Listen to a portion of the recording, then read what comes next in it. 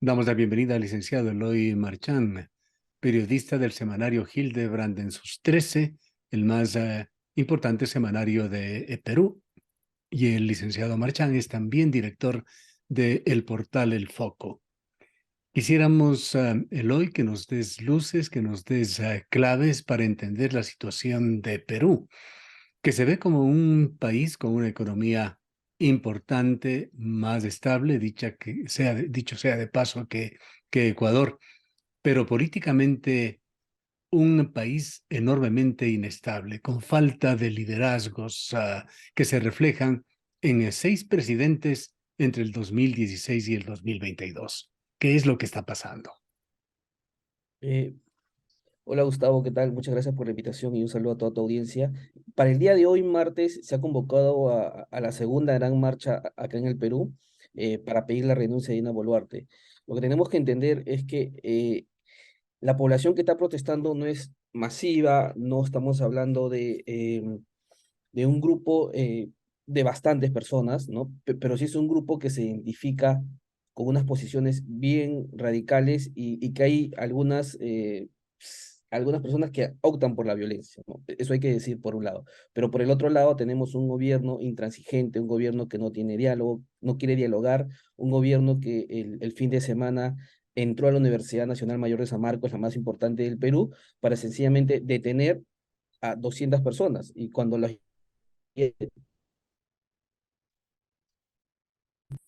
algo un antecedente penal tenía de otra índole, ¿no? Entonces, hemos entrado en entrampamiento. De un lado, la gente que está protestando tiene como agenda prioritaria que la señora Dina Boluarte renuncie y que esto abra paso a unas elecciones generales inmediatas que serían en 6 meses si renuncia la señora Boluarte, y a su vez que en esas elecciones se haga una consulta de si el Perú necesita o no una nueva asamblea constituyente. Y del Hablemos otro lado, de dos temas que tienen que ver con el gobierno, con este ujú, gobierno transitorio de Boluarte. ujú, Uno sería esta intromisión dentro de la universidad y el ujú. otro, ¿cómo se puede llegar a una cifra de 60 personas fallecidas? Claro, lo que pasa es que te estaba explicando que del otro lado no hay diálogo. La única estrategia o la única política que tiene la señora Boluarte es reprimir y reprimir a los protestantes. Eh, eh,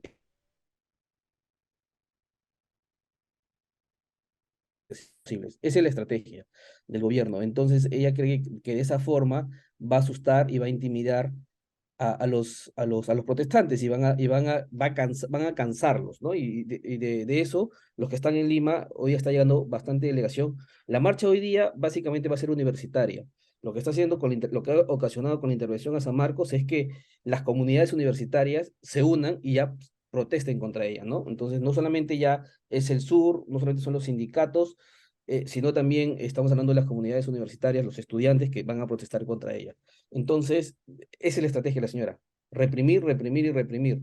Y cree que con eso va a cansar a los protestantes o los va a intimidar y van a dejar las marchas, ¿no? No hay ni una Pero mesa.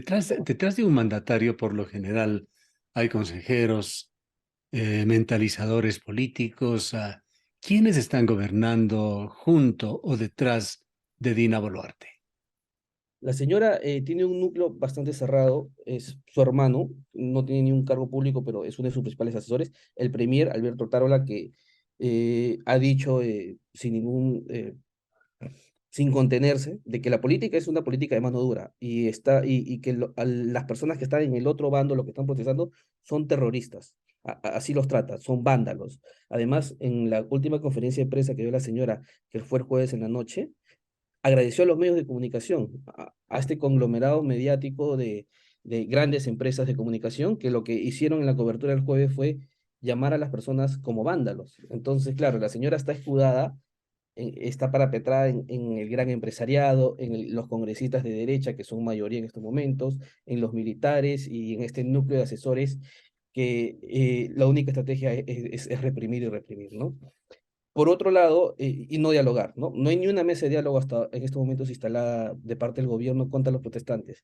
Y del otro lado tenemos dentro de los protestantes ira, rabia, cansancio, hartazgo, y que ven como única salida. Además, tristeza y dolor, porque o sea, personas como las personas del sur han sido asesinados, han sido matados por la policía, ¿no? Estamos hablando ya de 64 muertos. Al día de hoy, quizás la cifra puede llegar a los 70 a lo largo de, de estos días, porque hay muchas personas que están en cuidados intensivos. Y la única forma que ellos ven para sentarse al hogar es que la señora Boluarte renuncie, ¿no? Para que abra este candado que llevaría a dos caminos, ¿no? Por un lado, elecciones inmediatas en menos de 6 meses y por el otro lado, la Asamblea Constituyente, ¿no? ¿Qué es lo que dicen las encuestas del LOI, sobre todo con respecto a la clase política peruana? El Congreso está por debajo del 10% de aprobación, la señora está alrededor del 19-18% según las últimas encuestas. Hay una sensación mayoritaria de que sí quieren un cambio, pero no quieren un cambio totalitario en la Constitución, ¿no? Yo creo, desde mi punto de vista, de que si se va a un referéndum, ganaría el no, porque la clase media peruana es bastante ancha y a su vez ellos no están por el cambio constitucional, están por quizás cambiar algunos artículos de la Constitución, pero el cambio general no. Pero esta sí es una bandera sobre todo de los ciudadanos del sur del Perú, ¿no? Que ven que en sus narices hay muchas minas que les extraen el oro, que ven mucha represión de parte del gobierno, que ven que no quieren dialogar con ellos, que son tratados de alguna forma como ciudadanos de segunda clase, ¿no? Entonces, esto es algo histórico. Siempre el sur ha votado por candidatos que son de centro izquierda, ¿no? Con Ollanta ocurrió lo mismo, con Pedro Pablo Kuczynski tuvo ahí el apoyo gracias a Verónica Mendoza, que es de centro izquierda. El sur siempre ha sido el sur rebelde peruano, ¿no? Y en estos momentos estamos viendo que ahí es donde se concentra la mayor cantidad de protestantes y es una ira, es una rabia que tiene décadas, ¿no? Que tiene por Raya lo menos que, 30 rabia años. que puede rayar nuevamente con la subversión. Justamente, esa es una gran pregunta porque que nos hacemos también hasta qué punto esto puede terminarse en la subversión. Lo cierto es que este discurso de la rebeldía ha calado en esa zona, ¿no? Ha calado, ahorita tiene tres banderas concretas, Asamblea Constituyente, que la señora Dina Boluarte se vaya, y elecciones generales que a su vez trae el cierre del Congreso, ¿no? O sea, o que cambien los congresistas, mejor dicho. Y entonces, pero es una rabia histórica. O sea, recordemos de que Sendero Luminoso en su momento tuvo fuerte llegada en el sur del país, ¿no? Justamente donde están los sectores más pobres del país, donde la gente ve que las grandes mineras explotan sus tierras y al final ellos no ven los beneficios. ¿Y qué es lo que se perfila al momento, hoy, en este 24 de enero, con respecto a la transición? ¿Qué es lo que se discute y se decide en el Congreso peruano para cuándo podrían ser las nuevas elecciones? Hay un proyecto ya aprobado en primera instancia. Para hacer los cambios constitucionales en el Perú se necesita dos votaciones en dos legislaturas y que tienen que tener más de 87 votos. Eso se llama mayoría calificada. En el Perú ya se votó un primer proyecto para que las nuevas elecciones sean en abril del 2024. Las elecciones generales para elegir presidente o presidenta y Congreso. Pero las personas que protestan no quieren eso, no pueden esperar hasta el 2024 si no quieren que las elecciones sean este año, en menos de 6 meses. En el Congreso parece que no entienden la premura, la urgencia que se necesita, porque al final el adelanto de elecciones no es algo que pasa por la señora Boluarte, salvo que ella renuncie, ¿no? Pero también ella puede presentar un proyecto de ley para que las elecciones sean este año, sean en julio de este año, y yo creo que eso podría encauzar a una especie de tregua de parte de los protestantes del sur, ¿no? Hay también iniciativas con respecto a que Perú deba ir a una asamblea constituyente. Sí, hay iniciativas de algunas bancadas, sobre todo en las bancadas de izquierda, ¿no?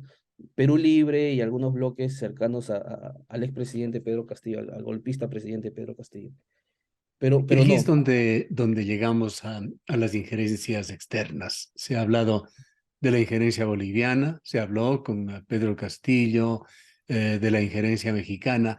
¿Qué es lo que está pasando con esta presencia, ya sea allí física dentro del territorio peruano o a través de los medios de otros países muy interesados en la política peruana. Sí, ese es el discurso que la derecha quiere imponer, ¿no? Que detrás de todo esto están factores externos, ¿no? Asusadores foráneos. Pero lo cierto es que otros dicen que está Pedro Castillo detrás de todo esto, ¿no? Pero la gente que está protestando es abismalmente masiva, o sea, masiva que son bastantes, no son 50, 100 personas, estamos hablando de alrededor, yo estimo entre 1 millón de personas, marchas en sus regiones, protestas en sus localidades, ¿no? Bloqueo de carreteras. Un grupo han venido a Lima, no se sabe de cuánto, pero puede ser alrededor de 10.000 de personas del sur, ¿no? Pero decir de que hay injerencia extranjera es el discurso de la derecha, pero justamente porque estas personas protestan no de ahora, estas personas están descontentos de por lo menos 30 años de inicios del gobierno de Fujimori. Como dicen, siempre han esperado el chorreo económico que nunca los ha beneficiado. Entonces, siempre esperaron que con Humala sea distinto. Al final, Humala terminó siendo un gobierno de derecha. Pensaron que Pedro Pablo Kuczynski iba a ser un gobierno no inclinado al empresariado como era él, porque además tuvo el respaldo de Verónica Mendoza y al final los traicionó. Pensaron que Pedro Castillo, lo que hay con Pedro Castillo es una especie de una vinculación cultural, étnica, ¿no? Pero al final, Dina Boluarte, yo hablo con muchos protestantes y una de las cosas que no le perdonan a Dina es haber traicionado a Pedro Castillo. Ella dio una vez un discurso en Juliaca, ya cuando era ministra y vicepresidenta, diciendo de que si a Pedro Castillo lo vacan, ella se iba con él. Entonces, claro, en efecto, Pedro Castillo lo vacaron, pero ella terminó traicionando a Pedro Castillo y se quedó con el mandato. Entonces, hay mucho de eso, ¿no? Hay mucho de eso. O sea, se estima que alrededor entre el 10% del Perú debería estar protestando. ¿No? Estas protestas son concentradas en el sur, en básicamente las regiones de Arequipa, Ayacucho, Puno, Cusco. Son las 4 regiones. Hoy ya apareció un poco en Junín, ¿no? Pero todo el norte del Perú, la frontera justo, la que está más cerca de Ecuador, Cusco, Puno, perdón, Cusco, Piura, Trujillo, Arequipa, Amazonas, Cajamarca, en ese lado no hay protestas, ¿no? Que en la costa, salvo un poco de Ica y un poco de Arequipa, hay protestas, pero la costa tiene más o menos el 60% de la población peruana, ¿no? En ¿Algún Lima, indicio, alguna evidencia se ha dado sobre esos rumores en el sentido de que políticos como Evo Morales y otros estarían tratando de pescar al río revuelto para tratar de poner cimientos para una eventual nación aymara? sí, se habla de eso, pero, pero en el Perú hubo el aymarazo hace más o menos más de 10 años, 15 años, y Evo Morales no existía como político, ¿no? Entonces, la violencia que siempre ha habido en Puno no viene de ahora, viene, o sea, esta rebeldía, se puede decir hasta odio a la capital, ¿no? No viene de ahora, esto es algo histórico, ¿no? Entonces, siempre se ha hablado hace poco de que el sur del país quiere hacer una especie de república del sur peruano, quiere la independización, ¿no? Pero son discursos que vienen de hace mucho tiempo, ¿no? Yo creo que si la señora Boluarte renuncia y hay elecciones en 6 meses, los protestantes regresan a sus localidades y esto podría encontrar ya una tranquilidad, una tregua, ¿no? Yo veo eso. Y el tema de la Asamblea Constituyente, al final es una pregunta, como dicen, ¿no? Es una pregunta trascendental, pero hay encuestas y las encuestas dicen de que no, o sea, la mayoría del Perú no quiere el cambio total de la Constitución, ¿no? Con Entonces, tu creo que ya larga experiencia periodística, Eloy, ¿qué es lo que se ve venir en el Perú? ¿Qué es lo más probable? lo peligroso es que pueda esto estallar en una guerra civil, ¿no? Pero el problema es que este es un diálogo de sordos. O sea, los protestantes la señora se va o se va, y el otro lado es, no voy a hablar contigo, sino voy a meter bala y meter gas lacrimógeno, ¿no? El día de hoy es un día importante porque vamos a ver cómo la marcha ha sido convocada para las 4 de la tarde. Si bien yo estimo que como la protesta del día jueves no va a ser masiva, además hay que entender que las protestas están siendo bastante desordenadas. No hay un líder, no hay 2 líderes, no hay 10 líderes. Hay 300 líderes que cada uno maneja su propio grupo de protestantes, ¿no? Entonces, entablar un diálogo con todos ellos del gobierno, entiendo que es difícil, pero las marchas no son tan multitudinarias como hubo en el 2020 con Manuel Merino. Además, muchas de las protestas eran capitalinas, ¿no? Pero ahora, el día de hoy, lo que sí puede estallar son marchas violentas, o sea, son marchas de pocas personas, pero personas con mucha ira, con mucho, mucha molestia acumulada históricamente, ¿no? Y que está dispuesto inclusive a dar su vida con tal de que la señora Boluarte se vaya, ¿no? Si se va a Boluarte, se bordea en realidad el caos político en Perú. Si se va la señora Boluarte, asume la presidencia el titular del Congreso, que es el señor José Williams, que es alguien de derecha, es un ex militar, eh, pero lo que están pidiendo, que yo también creo que es la salida más razonable, es una mesa directiva de transición. Como ocurrió en su momento con Manuel Merino en las protestas del 2020. Cuando Manuel Merino renunció, lo que hubo en el Congreso, se buscó al congresista más sensato, con mejores pergaminos, ¿no? Con mejor experiencia, que fue Francisco Sagasti. Se eligió a él como presidente del Congreso y a su vez presidente del Perú, y hubo los 9 meses más tranquilos que tuvo el Perú en los últimos 6 años, ¿no? Entonces, lo mismo tendría que pasar, buscar a una persona más sensata, con mucho respeto alrededor del bolso, que sí lo hay, sí lo hay. Hay algunas personalidades, como por ejemplo la señora Flor Pablo, hay una congresista que se llama Susel Paredes, son congresistas de bancadas minoritarias, pero que tienen llegada, ¿no? Que tienen llegada, que generan respeto, y entonces por ahí podría encaminarse una salida. Un gobierno de transición no con José Williams, el actual presidente del Congreso, sino con una nueva personalidad, ¿no? De centro, sin muchos cuestionamientos. El problema de ahora es que la señora Boluarte se siente empoderada porque tiene la mayoría del Congreso, o sea, los señores que anteriormente dijeron que fue mal elegida como vicepresidenta, que ganó con fraude, que la querían vacar, la querían inhabilitar. Ahora, esas personalidades, esas personas son ahora su bancada.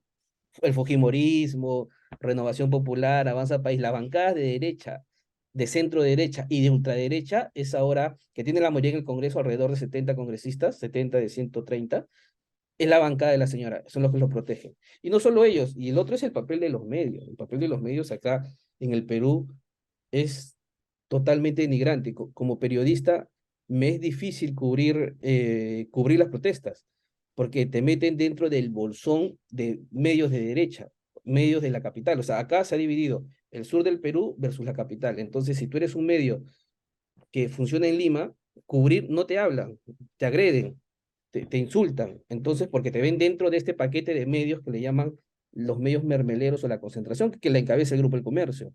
El Sí. Grupo del Comercio tiene una unidad de investigación dedicada a investigar a los protestantes. O sea, todas las portadas del diario El Comercio, que es el más importante en el Perú, son exclusivamente para atacar a los protestantes y defender a Dina Boluarte.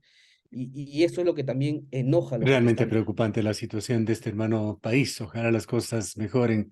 Muchas gracias, por habernos ilustrado en este tema, Eloy, y seguiremos de cerca el pulso del Perú. Muchas gracias, Gustavo. Declaraciones del licenciado Eloy Marchán, periodista del semanario Hildebrand en sus 13 y director del portal El Foco.